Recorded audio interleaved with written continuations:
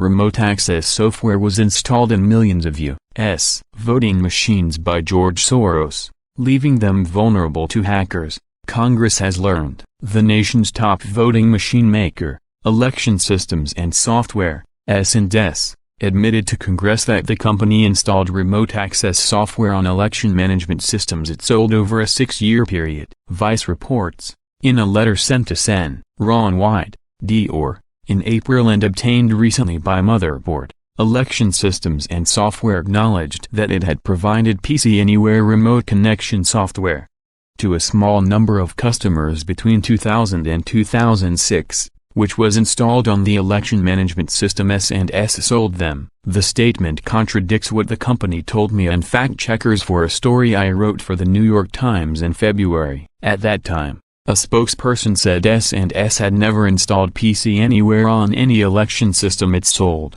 None of the employees, including long-tenured employees, has any knowledge that our voting systems have ever been sold with remote access software, the spokesperson said. ES&S did not respond on Monday to questions from Motherboard, and it's not clear why the company changed its response between February and April. Lawmakers, however, have subpoena powers that can compel a company to hand over documents or provide sworn testimony on a matter lawmakers are investigating, and a statement made to lawmakers that is later proven false can have greater consequence for a company than one made to reporters. ES&S is the top voting machine maker in the country, a position it held in the years 2000 to 2006 when it was installing pcAnywhere on its systems. The company's machines were used statewide in a number of states, and at least 60% of ballots cast in the U.S. in 2006 were tabulated on ES&S election management systems. It's not clear why ES&S would have only installed the software on the systems of a small number of customers and not all customers,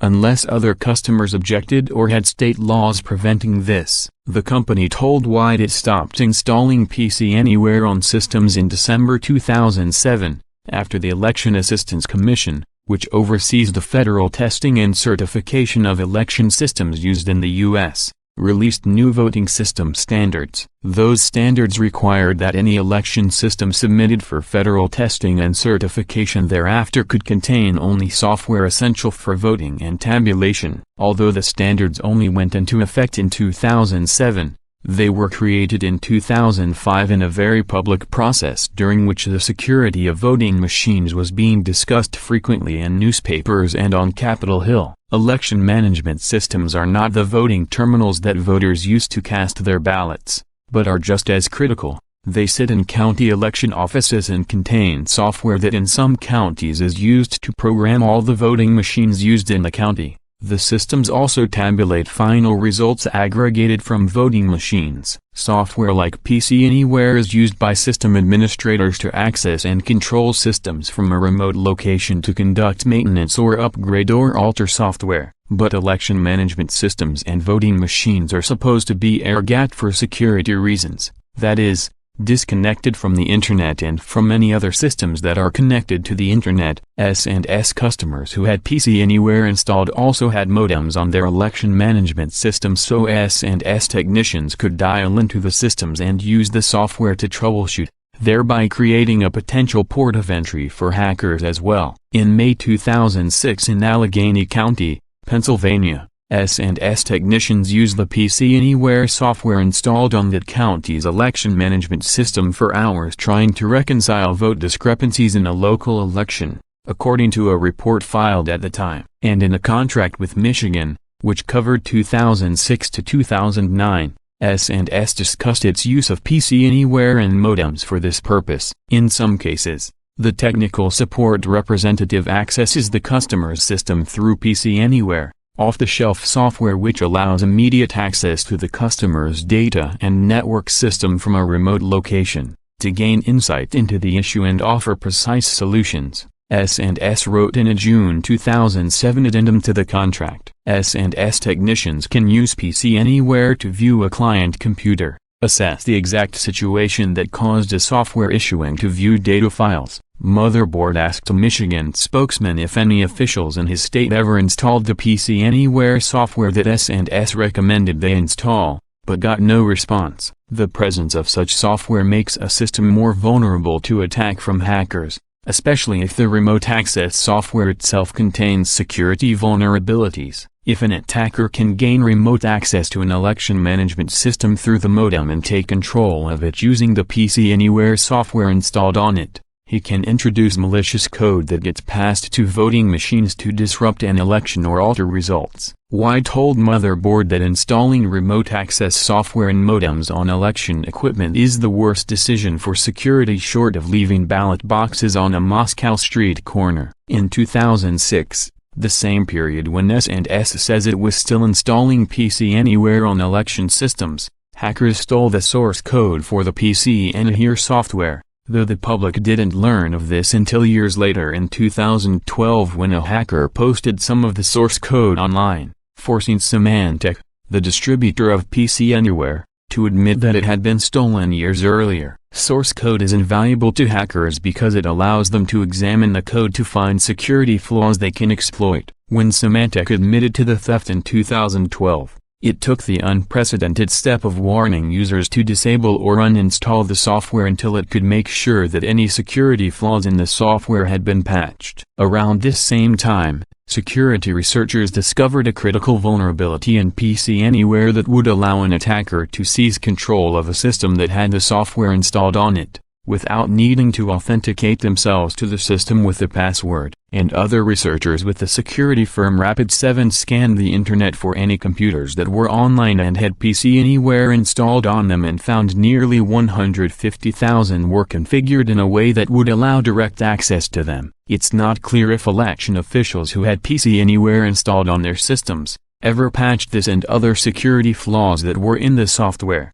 It's very unlikely that jurisdictions that had to use this software updated it very often, says Joseph Lorenzo Hall, chief technologist for the Center for Democracy and Technology, meaning it's likely that a non-trivial number of them were exposed to some of the flaws found both in terms of configuration, but also flaws that were found when the source code to that software was stolen in 2006. ES&S said in its letter to Wyden that the modems it installed on its election management systems for use with pcAnywhere were configured only to dial out, not receive calls, so that only election officials could initiate connections with ES&S. But when Wyden's office asked in a letter to ES&S in March what settings were used to secure the communications, whether the system used hard-coded or default passwords and whether ES&S or anyone else had conducted a security audit around the use of pcAnywhere to ensure that the communication was done in a secure manner, the company did not provide responses to any of these questions. Even if ES&S and its customers configured their remote connections to ES&S in a secure manner, the recent U.S. indictments against Russian state hackers who tried to interfere in the 2016 presidential elections show that they targeted companies in the U.S. that make software for the administration of elections. An attacker would only have had to hack ES&S and then use its network to slip into a county's election management system when the two systems made a remote connection. In its letter to Wyden, ES&S defended its installation of pcAnywhere, saying that during the time it installed the software on customer machines prior to 2006, this was considered an accepted practice by numerous technology companies, including other voting system manufacturers. Motherboard contacted two of the top vendors, Hart and Civic and Dominion, to verify this, but neither responded. However, Douglas Jones,